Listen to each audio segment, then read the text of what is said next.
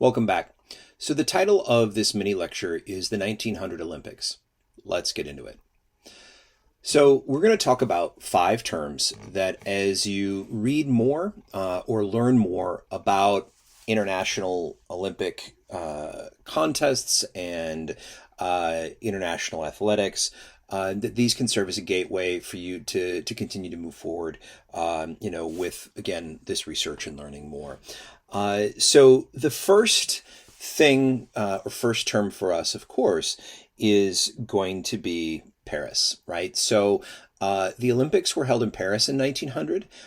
Paris at that time was a city that had gone through a number of trials within the long 19th century, from, of course, the Revolution and all of the upheaval beginning in 1789. To the revolutions that occurred subsequently throughout the 19th century, to even the Paris Commune, in 1871, and to, the urban planning and ripping up of sort of medieval Paris, that occurred in the mid 19th century as well, to industrialization. Paris had been changing. It had gone through a lot. The second term for us, of course, is going to be expositions. So both in the US and elsewhere, the late 19th and early 20th century was the place that was the scene of many different forms of expositions.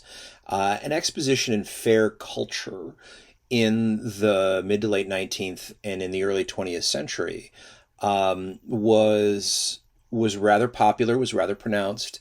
And it was a space in which, and much of the research and scholars who look at this will assess that, these are spaces and places where, fair organizers, exposition organizers can have a clear objective and a vision, and then kind of use the space of the fair or the exposition to have that kind of, that objective necessarily achieved.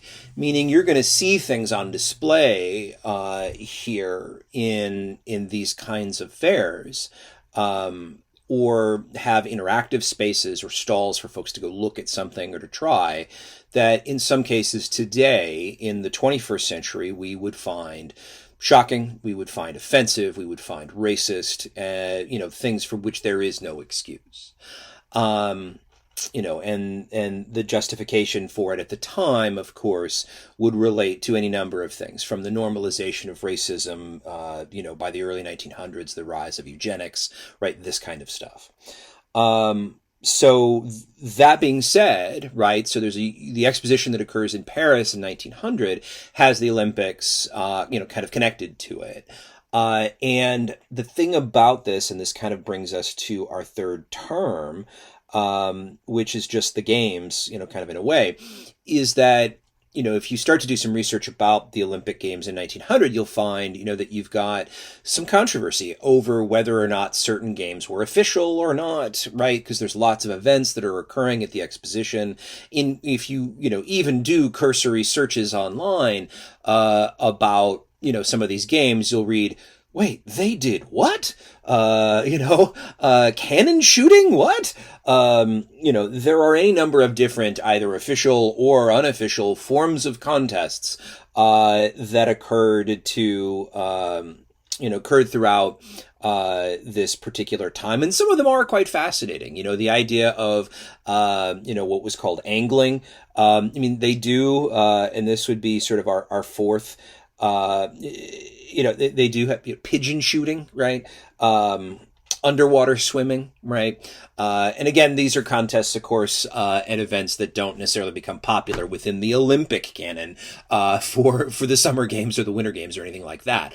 However, I think they certainly demonstrate sort of the many forms of exposition culture and community, and reflect the realities of that time. Though, of course, you see a number of other events that occur as well, which certainly brings us to our fourth point, which, we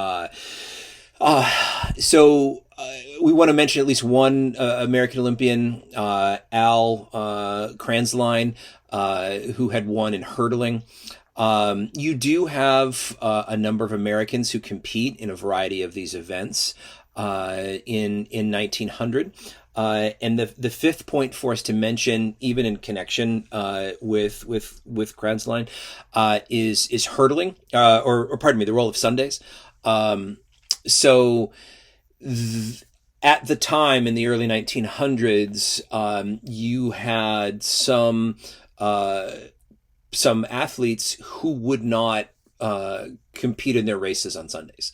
And so in the case of hurdling, in the case of Kranzline, right, that does affect some of his, competitors, and does affect and cause some controversy there.